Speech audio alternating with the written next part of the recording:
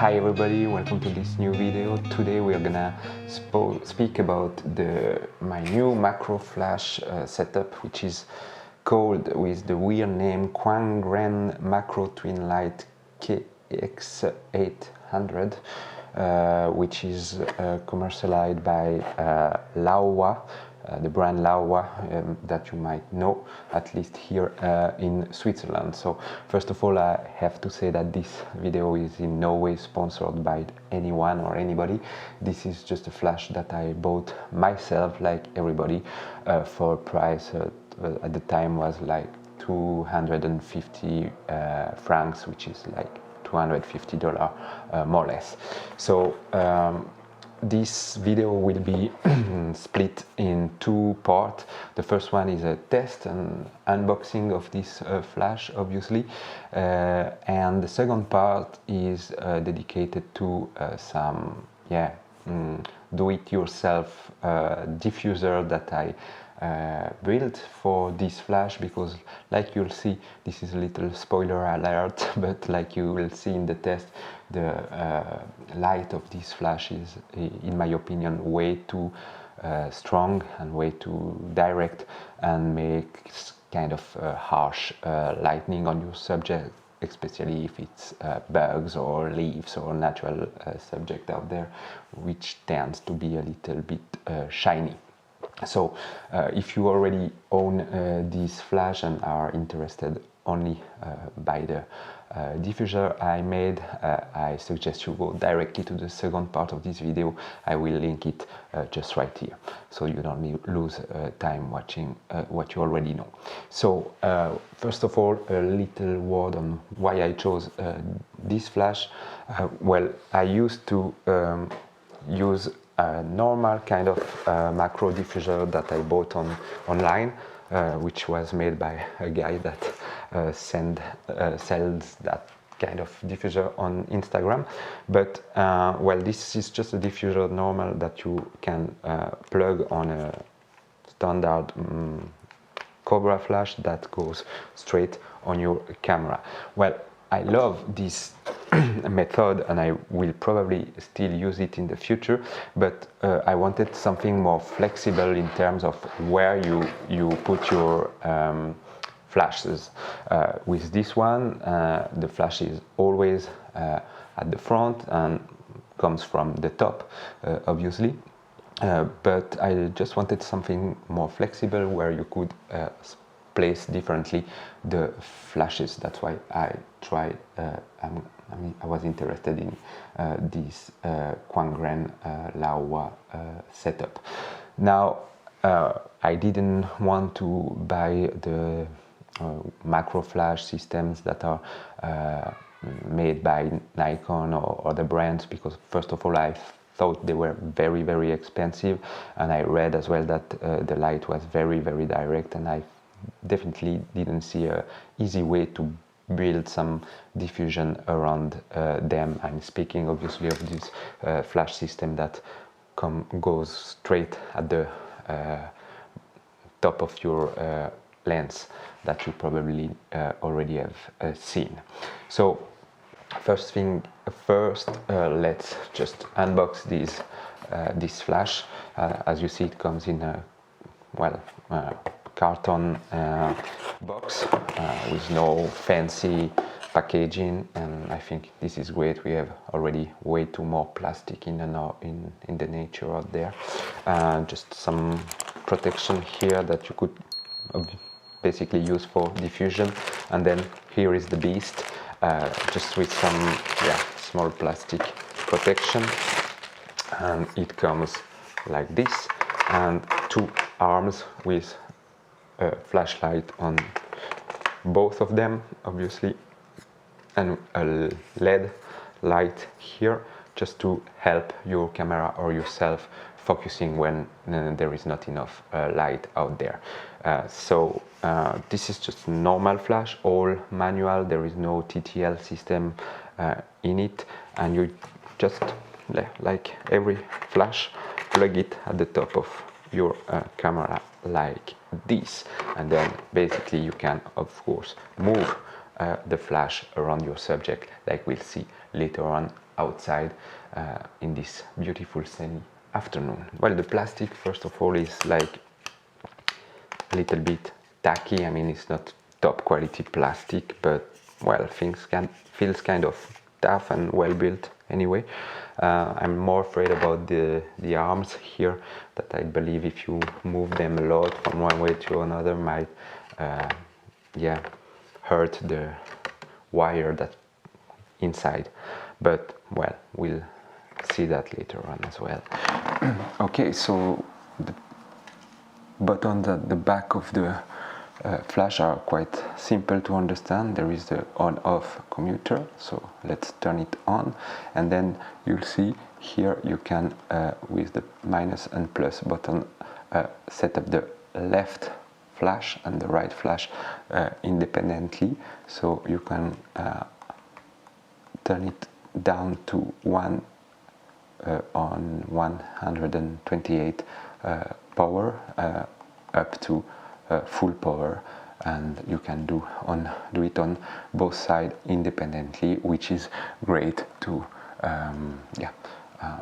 model your lightning. Then there is this LED light at the center, which you can turn on and off simply by pressing the up arrow, and you can see that you can as well increase or decrease its power to full power. Obviously the full power is not going to be necessary and is probably be noticeable on your shot, so you probably don't want it so strong. And to turn it off, you just go down to 0 power like that. Then there is a pilot button here, which is just a test flash. As you can see, this red light here let you know when the flash is ready to shoot again, and when it's at full power it still takes some seconds, around more than 3 seconds maybe, but as soon as you reduce the power to 1/8, for instance, it's almost instantly ready to shoot again with full battery at least. Speaking of the battery, this flash is using 4 standard batteries, which you can find everywhere, and is probably working with rechargeable, reusable batteries as well. So nothing fancy here, just 2 independent flashlight that you can set, and this modeling light as well that help you focus on your subject. So here we are outside trying out this new KuangRen Macro Twin flash. Well, new, I just bought it, that's why it's new. And as you can see behind me, the weather today is very overcast, and it's a huge difference with last week weather. As you can see, last week was spring, today is winter again. It snowed last night, but at least we are gonna be able to see the difference by using this flash on a bright day and in an overcast day like today.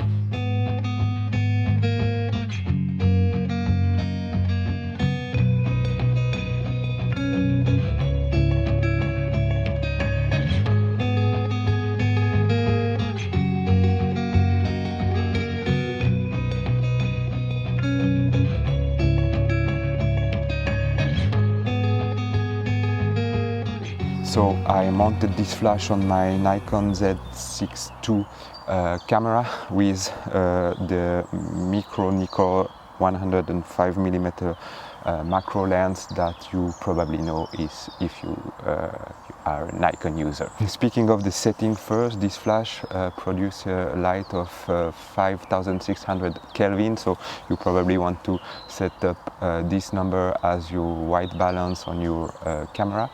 And the other thing you have to be aware of is that this flash is fully manual, so that means if you are shooting on a hybrid camera like this one, you want to turn off the live view on your camera. Check out in the manual how to do that, because otherwise you are gonna probably see just a black screen on your screen, and obviously it's not going to be okay. So you really want to turn off that live screen. And then we'll try on this lovely flower behind me, which are a little bit tricky to shoot, because as you'll see they have some water drops on them, and well, that's a good test to see if this light is diffused enough. So for this first shot I chose this pretty purplish flower that stands out a little bit, with this beautiful trunk as a background. For this composition I chose light for the lightning to put the one flash on the left hand side and the other one on the top, a little bit from the right hand side. The power I chose is 132 of the full power for the right hand side flash and 164 for the left hand side. I noticed that this is already strong enough. The light is very harsh already with this power, and I really wouldn't recommend to go higher than 160s on this flash, otherwise you will get a very blown up shot. Speaking of the settings of the camera itself, I'm at an aperture of f.5 to have a shallow depth of field, and ISO 100 and 100 of a second for the shutter speed, which basically makes possible to handhold the camera, which is great, and this is basically why I chose this flash. Another reason I chose it is for the flexibility of the lighting. So for instance here, if you choose to have a background that is more lit, you could choose to direct one of the flashes directly on the trunk and maybe increase a little bit his power, 1/60 of a second, 1/60 of full power, sorry. And as you can see, this change a lot, and this makes your background stand out more in your picture if it's what you want.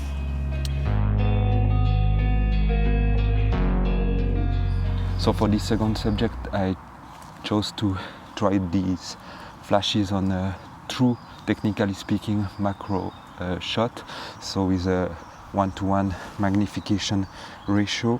So this is still this lovely purplish flower, but this time with a raindrop on it, with some raindrops on it.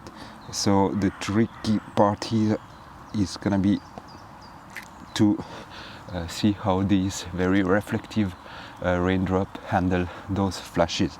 So for the other settings, I'm at an aperture of f13 to maximize the depth of field, ISO 100 still, and still a shutter speed of 100 of a second. I set up my flashes on the right hand side and the left hand side to a little bit unblock those shadows. The right hand side flash is at 132 power and the other one at 1/64. As expected, this light is a little bit too harsh, too strong for my taste, at least, so I really think we should diffuse it even more when this is like insects or raindrop in this case that reflect a lot of light, and you can even see the flashes themselves reflecting on them. So for this shot, I'm trying to isolate this autumn leaves from the background. I mean, having a fully black background, so I really want to avoid capturing any natural light. So what I'm gonna do is gonna increase my shutter speed. I'm 200th of a second shutter speed here with aperture f13, and as you can see with the flashes both on the left hand side with an increased power of 1/16 for both flashes, I can really do what I want, meaning having a fully black, almost full black background to create a more artistic shot. Still, I think the light is a little bit too harsh on this one and doesn't look so natural, but well, you can like these kind of pictures as well.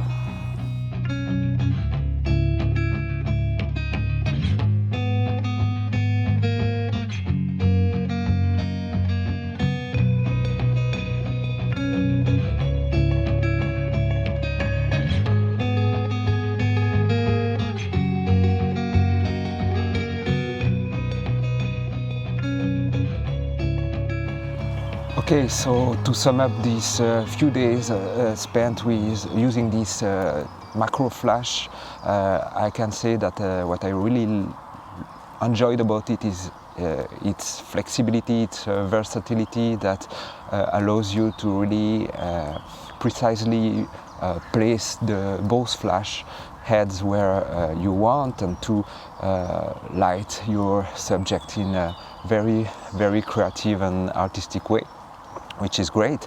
Another good aspect about this flash is the fact that its charging time is very quick. I mean, with low power you can instantly shoot again, which is great, so you don't have to wait for it to charge. The battery life is quite good as well, because I'm using it for 3 days, several hours, and shooting quite a lot, and I didn't notice that it's going low on battery. The bad thing about this flash, of course, and as I said before, is the fact that in my taste the light is too harsh, too strong, and it should really be diffused somehow. So if you are looking for a way to diffuse it, I suggest you click on here and look at the second part of that video, where I'm doing a do-it-yourself diffusion solution for this flash with very easy way and very cheap way to diffuse those flashes. So if you're interested in that, please look at the second part of this video.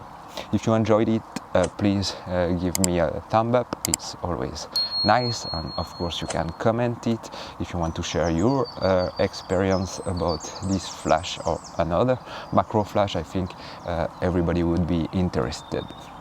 And of course, if you want to subscribe to my channel, it would be a great pleasure and a great honor. So stay tuned. Have a nice day. Bye guys.